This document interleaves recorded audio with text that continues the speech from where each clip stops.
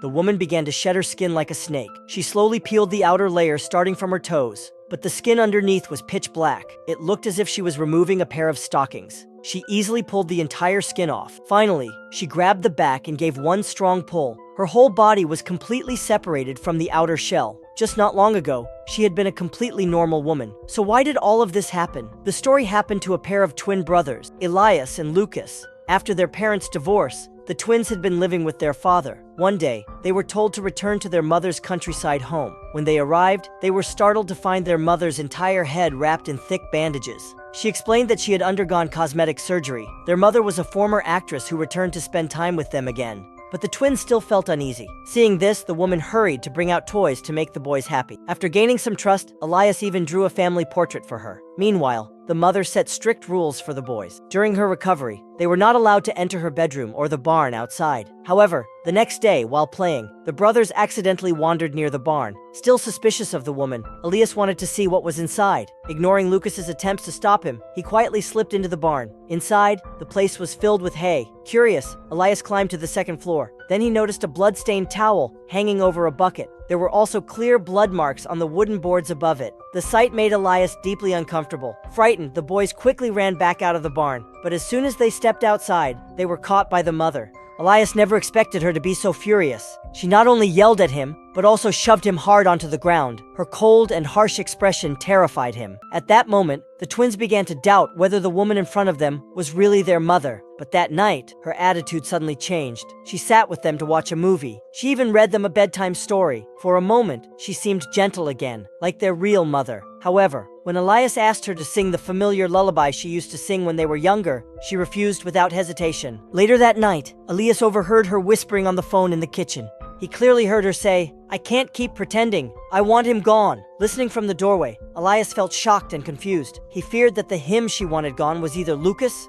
or himself. The next morning, he told Lucas everything. The brothers began to believe the woman was an imposter with dangerous intentions. So, to find out her true identity, they decided to use walkie-talkies as a hidden listening device. While the woman was watching TV in the living room, they sneaked into her bedroom. But just as Elias placed the walkie-talkie under the bed, he heard footsteps approaching. Lucas panicked and ran. Elias had no time to escape, so he hid behind the curtains.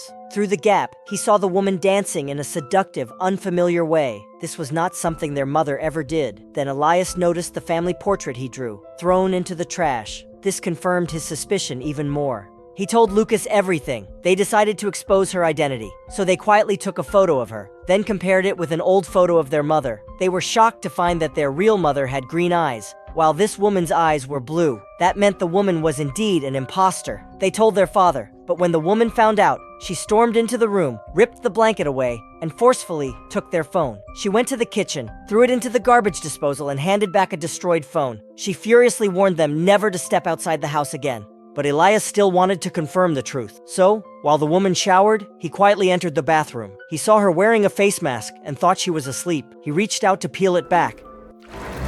What are you doing? She grabbed his wrist and demanded to know what he was doing. Terrified, Elias ran back to the room and blocked the door with a table. The handle shook violently. The boys trembled in fear. Then the woman grabbed a crowbar and smashed the lock. She entered the room, slapped Elias, dragged him to the bathroom and poured cold water over him, forcing him to admit she was his mother. With no other choice, Elias said the words she wanted. You're my mother! You're my mother! You're my mother! You're my mother! Lucas witnessed everything, shaking in terror. After the punishment, Elias was physically hurt and emotionally broken. That night, he had a nightmare. The woman peeled her skin again from her toes. Underneath was black flesh, then peeled the rest of her body in one pull. At that moment, Lucas woke him up. They realized the situation was now too dangerous. They decided they must escape. So, while she slept, they ran into the night. They ran far from the farmhouse and eventually found a small nearby house. It seemed abandoned, but they had no other choice. They broke a window and climbed inside. The two brothers hid there and stayed curled together.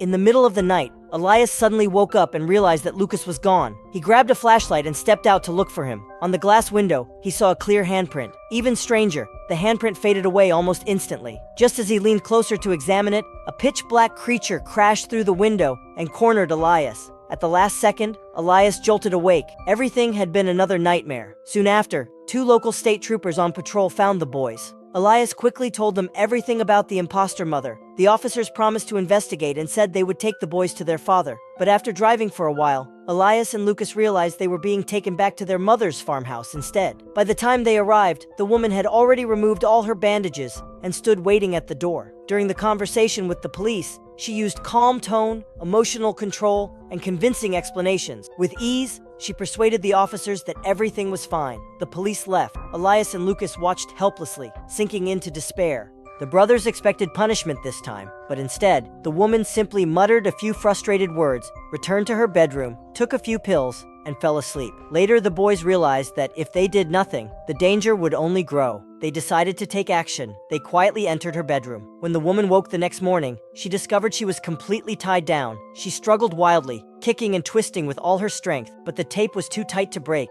Elias gathered his courage and confronted her, saying that her eyes were blue, while their real mother's eyes were green. The woman let out a sigh. She explained that the old photograph was taken when she was acting in a film. She used green contact lenses for that role, which made her eyes look different. She insisted the green contacts were still inside her handbag downstairs. To verify her claim, the brothers went downstairs to search for the handbag. However, Lucas found it first and claimed there was nothing inside. Elias became convinced the woman was lying on purpose. So he filled a bucket halfway with water and poured in ice until it was freezing cold. Then he splashed the icy water all over the woman. He demanded to know where their real mother was hidden. No matter how many times Elias drenched her with cold water, the woman continued to insist she was their mother. But when Elias asked why she ripped up his family portrait, the woman broke down crying and could not explain anything clearly. Seeing her cry, Elias began to waver, but Lucas immediately whispered to him, fueling his suspicion, and urged him to seal her mouth. Torn but overwhelmed, Elias obeyed. He stuffed a sock into her mouth, then wrapped duct tape tightly over it.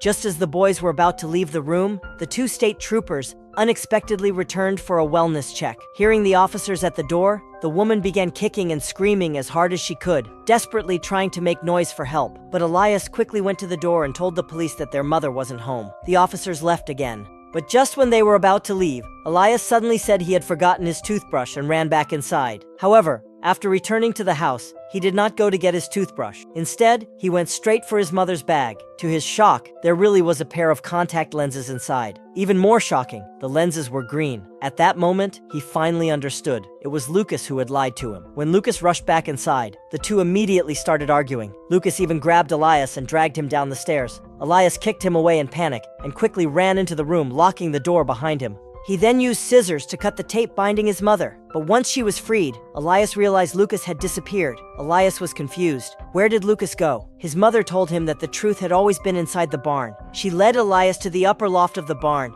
and helped him remember what had really happened. She explained that the stains on the wooden boards were blood, and the small hole in the center was actually a bullet hole. 1 year ago, while the twins were playing in the barn, Elias had accidentally fired a gun. The shot killed Lucas instantly. Unable to accept the trauma, Elias developed a split in his mind and created an imaginary version of Lucas to cope with the guilt. And the reason his mother's head was wrapped in bandages was because she had undergone plastic surgery. She wanted to return with a new face to gently help Elias move on from the past. But even after the truth was revealed, Elias still refused to believe it. His mind shattered again. In a panic, he accidentally pushed his mother from the second floor. She fell and lost consciousness. Elias believed she was dead. At that moment, a broken oil lantern ignited the hay below. Flames spread rapidly throughout the barn.